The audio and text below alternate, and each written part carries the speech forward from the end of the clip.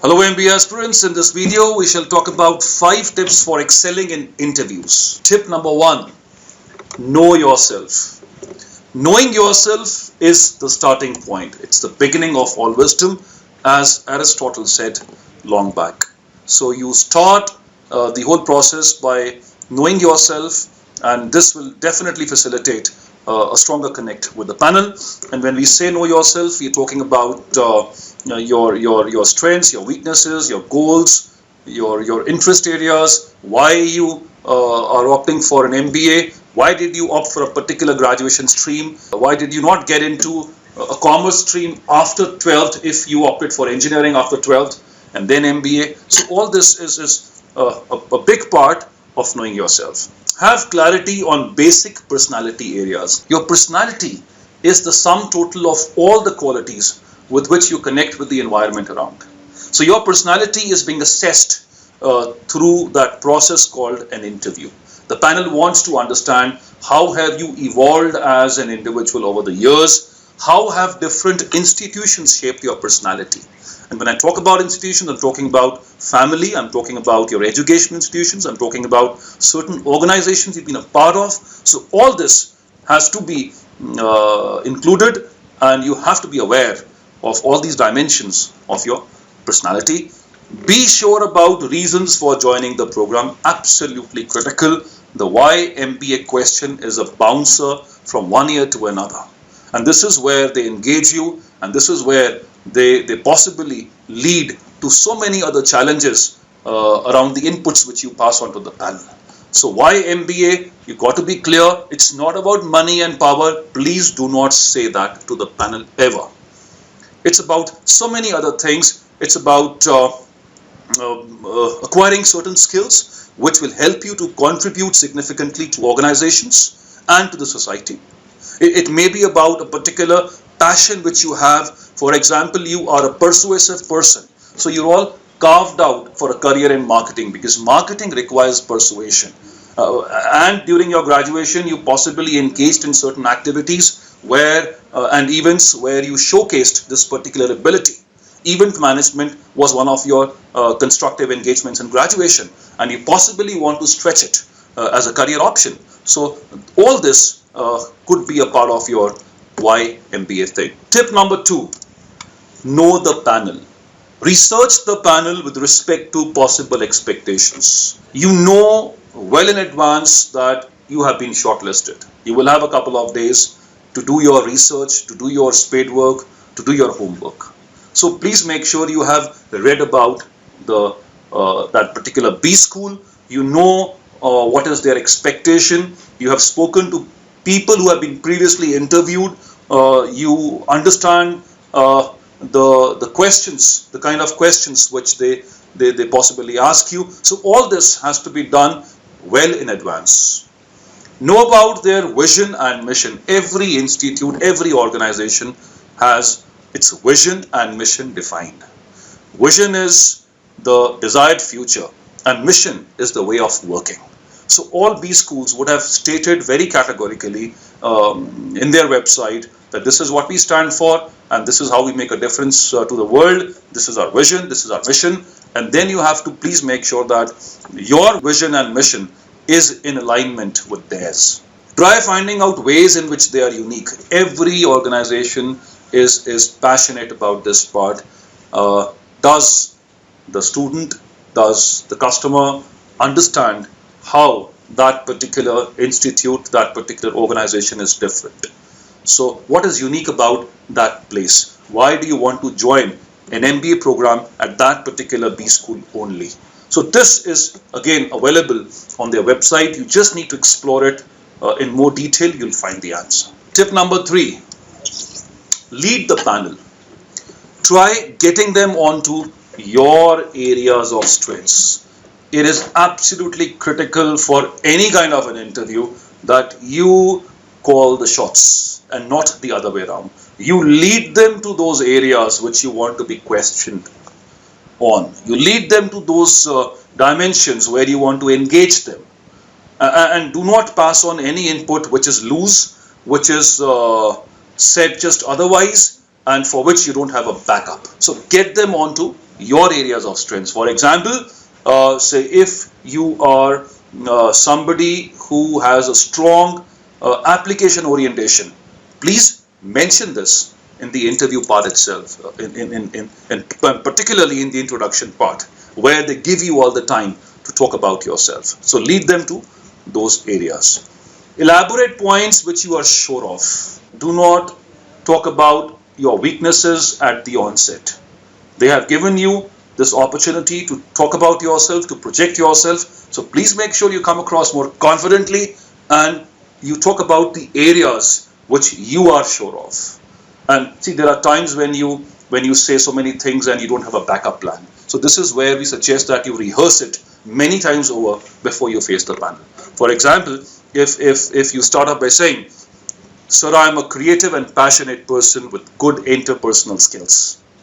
Now, this is where they might stop you. This is a huge input. You have talked about three things. There is creativity, there is passion, and interpersonal skills. So they can engage you in one or more of these inputs. And talk about this only if you are sure of these inputs, not because they are good things to talk about on that day. Synchronize verbal and non-verbal communication. It is very important that your verbal communication is in sync, is in resonance with your non-verbal communication. So when you tell him that I'm confident, your body language has to ooze out confidence. You cannot say that you're a confident person and your legs are shaking away to glory.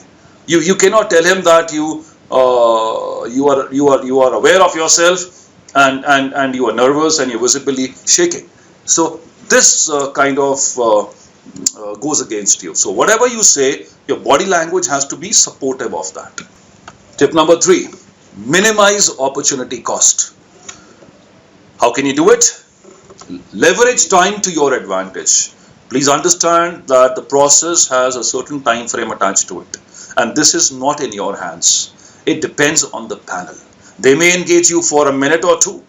They may engage you for 45 minutes or 1 hour. It depends on how they want to connect with you. And it does not mean if somebody was interviewed for 45 minutes or 1 hour, that someone was better than the other someone who was interviewed for only 2 minutes. Right? So whatever time you have which you are not aware of in terms of how much of it, you have to utilize it properly. Avoid getting into discussions when not confident. It's like getting into the mire. It's like getting deeper into trouble. So when you sense trouble, when you are able to see that the panel is getting very sticky about something and you're not confident to engage the panel there, it's time for you to exit or withdraw that particular discussion. So you have to create an exit point for yourself. Need to sense the exit point for a particular discussion thread. As I said a while back, the exit point has to be sensed and you have to take the panel out of that mess. And there has to be a way of doing it. For example, let's look at the most obvious thing to happen, and that's the introduction part. Now, the introduction part, the panel asks you to introduce yourself. You've done that. You've taken around 2 minutes. And the panel is not intervening, they're still looking at you and you are done with whatever you had to say.